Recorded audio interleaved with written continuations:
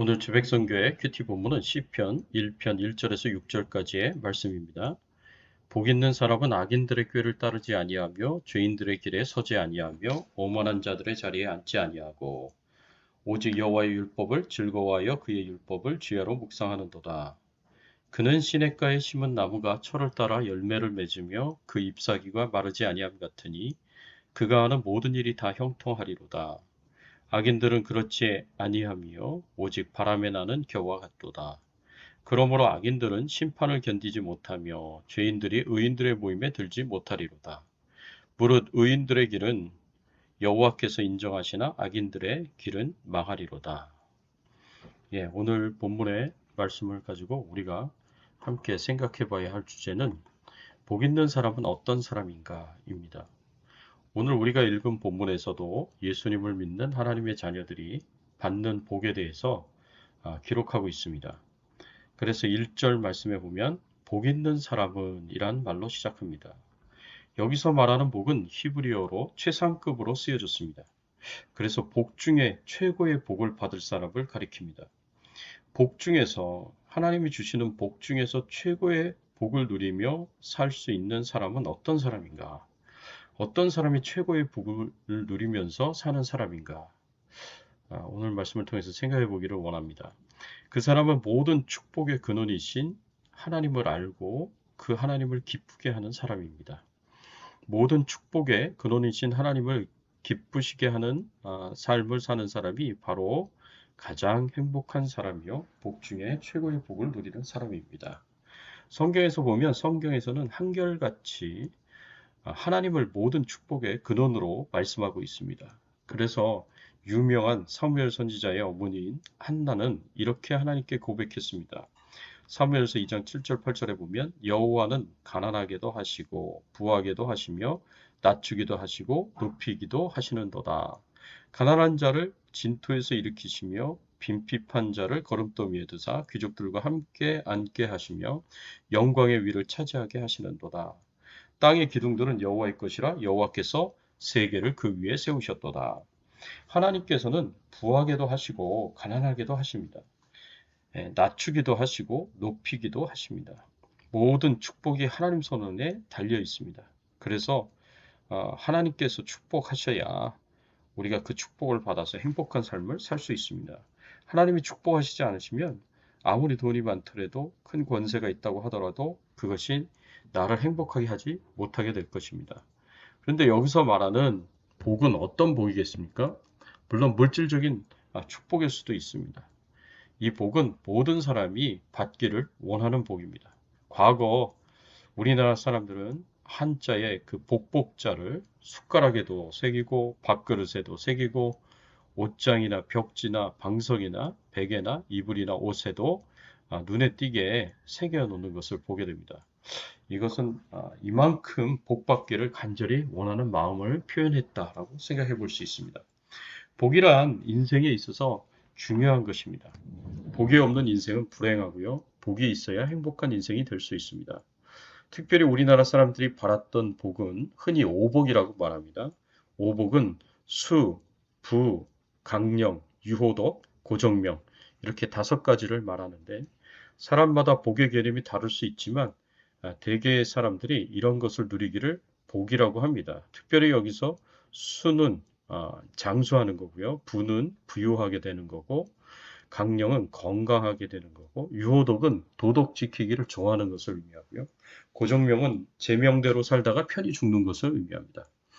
자, 사람들은 모두 이와 같이 물질적인 복, 건강의 복, 세상적인 복을 추구합니다. 그런데 이런 복들도 물론 하나님이 주시는 축복들이지만 오늘 본문에 나오는 것처럼 하나님이 주시는 복들 중에 최고의 복은 영적인 복이다라고 말할 수 있습니다. 하나님이 주시는 최고의 복이 무엇이겠습니까? 하나님의 최고의 축복을 받은 사람은 어떤 사람입니까? 오늘 말씀해 보니까 첫 번째로는 복 있는 사람은 죄에서 떠난 삶을 사는 사람입니다. 1절의 말씀에 이렇게 말씀하고 있습니다. 복 있는 사람은 악인들의 꾀를 따르지 아니하며 죄인들의 길에 서지 아니하며 오만한 자들의 자리에 앉지 아니하고 이 말씀은 죄를 쫓아가지 말고 죄와 함께 서지 말고 앉지도 말라는 말씀입니다. 죄와는 멀리 떨어지는 거룩한 삶을 살라는 말씀입니다. 죄와 멀어지는 거룩한 삶과 관련해서 의인이 삼가해야 할 것이 세 개의 동사와 세 개의 명사를 통해서 나타납니다. 먼저 세 개의 동사는 따르다, 서다, 앉다입니다. 악인들의 꾀를 따르지 아니하며 죄인들의 길에 서지 아니하며 오만한 자들의 자리에 앉지 아니하고, 이 따르다, 서다, 앉다라는 세 가지 동사가 바로 의인들이 삼가해야 할 죄와 가까운 그런 삶에 대해서 이야기하고 있습니다. 여기서 쫓다라는 건, 따르다라는 것은 추종한다라는 것을 의미합니다. 그 다음에 서다라는 것은 적극적으로 참여하는 것을 말하고요. 앉다라는 것은 주도하는 자리에 있는 것을 말합니다. 그래서 이 세 동사는요, 사람들이 어떻게 점진적으로 악을 행하는지에 대해서 설명해 주고 있습니다. 악인은 처음에는 악을 행하는 자를 추종하다가 그 다음에는 자신이 악에 적극적으로 참여하게 되고 나중에는 자신이 악을 주도하는 자리에까지 나가는 것을 의미합니다. 이 동사와 함께 세 가지 명사가 쓰여졌는데 그것은 꾀, 길, 자리입니다. 악인들의 꾀, 죄인들의 길, 오만한 자리에 오만한 자들의 자리, 이렇게 세 가지 꾀, 길, 자리가 여기서 나타나는데, 꾀는 권고와 충고를 이야기하고요. 그래서 악인들의 꾀를 쫓는다는 것은 악인들의 충고를 받아들여서 악인들의 충고를 따라서 행한다는 것을 의미합니다. 그리고 길은 가치관이나 생활 양식을 의미하는데, 죄인들의 길에 선다는 것은 죄인들의 그 가치관, 생활 양식을 자기 것으로 받아들이고 그것과 하나가 되는 것을 의미합니다. 그리고 자리는 확고부동한 위치를 의미하는데, 악을 꾀하고 주도적으로 이끌어가는 지도적인 위치를 의미합니다. 이런 것을 볼 때 악이 점진적으로 커가는 것을 알 수가 있습니다. 그렇습니다. 악은 잘하는 특성이 있습니다. 악인이라고 해서 처음부터 극악무도했던 자들은 아닙니다. 처음에는 악인의 유혹을 받아서 악인의 꾀를 쫓는 것에서부터 시작하고요. 그렇지만 한두 번 악인의 꾀를 쫓다 보면 점점 이 악인들의 가치관이나 생활 양식이 자신의 것이 되고 나중에는 그 악을 주도해가는 위치에 서게 됩니다. 이렇게 악이 잘하는 특성을 가지고 있다는 것을 안다면 우리 하나님의 자녀들은 처음부터 악을 우리 생각과 마음과 삶에서 잘라내야 됩니다.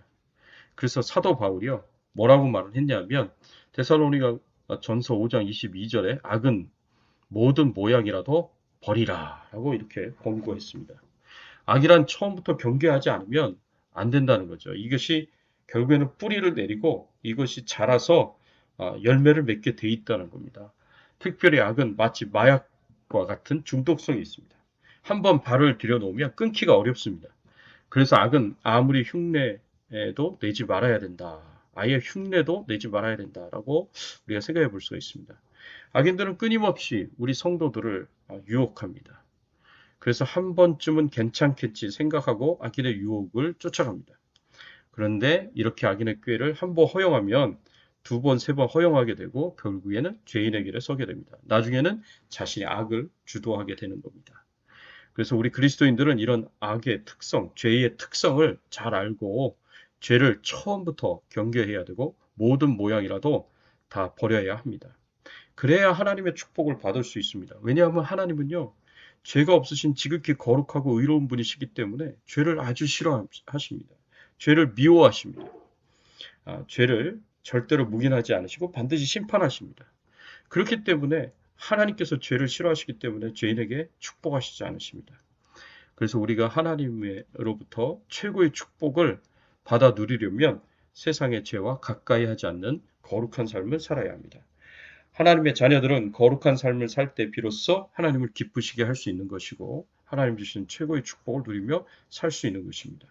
바라옵고 원하옵기는 세상 죄를 따라가지 마시고 세상 죄와 함께 서지도 앉지도 마시고 철저하게 구별된 거룩한 삶을 사시기를 예수님의 이름으로 축원합니다. 두 번째로 우리가 생각할 수 있는 것은 복 있는 사람은 하나님의 말씀을 묵상하고 그 말씀을 따라 실천하는 삶을 사는 사람입니다. 죄를 짓지 않는 것은 그리스도인의 삶에 있어서 소극적 자세라면 하나님의 말씀을 늘 묵상하고 그 말씀을 따라서 실천하는 삶을 사는 것은 적극적인 자세라고 할 수 있습니다. 따라서 죄를 짓지 않는 것보다 더 크게 하나님을 기쁘시게 할 수 있는 삶은 늘 하나님의 말씀을 묵상하고 적극적으로 그 말씀을 따라서 살아가는 것입니다. 죄를 따라가지 말고 죄와 함께 서지 말고 앉지도 말라고 하였지만 말씀에 있어서는 우리는 정반대로 행해야 합니다. 항상 말씀을 따라야 하고 말씀과 함께 서고 앉으며 살아야 한다는 것입니다. 우리는 하나님이 주시는 꿀송이보다 단 하나님의 말씀을 들고 듣고 또 매일매일 큐티 생활을 통해서 하나님을 말씀 속에서 만나고 말씀 속에서 말씀하시는 하나님의 음성을 듣고 그 하나님의 뜻을 따라서 교훈을 따라서 살아가야 합니다. 그리할 때에 하나님께서 그 인생을 가장 축복된 인생이 되도록 행복한 인생이 되도록 만들어 주시고 그 가정을 가장 행복한 가정으로 만들어 주십니다. 그렇다면 이처럼 죄와 멀어지고 말씀과 가까이 하는 삶을 사는 하나님의 자녀들에게 주신 하나님의 복은 뭐냐? 오늘 본문 3절의 말씀해 보니까 이렇게 표현했습니다. 그는 시냇가에 심은 나무가 철을 따라 열매를 맺으며 그 잎사귀가 마르지 아니한 같으니 그가 하는 모든 일이 다 형통하리로다. 하나님이 주시는 축복은요, 더 좋은 곳으로 옮겨가는 것입니다. 세상 죄와 멀어지고 하나님의 말씀과 가까이 사는 인생은 시냇가에 심은 나무와 같은 인생입니다. 이 시냇가에 심은 나무는 여기서 심다라는 이 단어는 히브리어로 옮겨 심는다는 뜻입니다. 처음의 자리에서 다른 자리로 옮겨서 심는 것입니다. 그래서 두 번째로 옮겨 심는 것을 의미하는데 자리를 옮겨서 두 번째로 심은 곳이 어디입니까? 그곳이 바로 시냇가 옆이었습니다. 이것이 하나님이 주시는 축복입니다. 하나님을 기쁘시게 하는 사람은 하나님께서 그 자리를 옮겨주셔서 축복해 주십니다.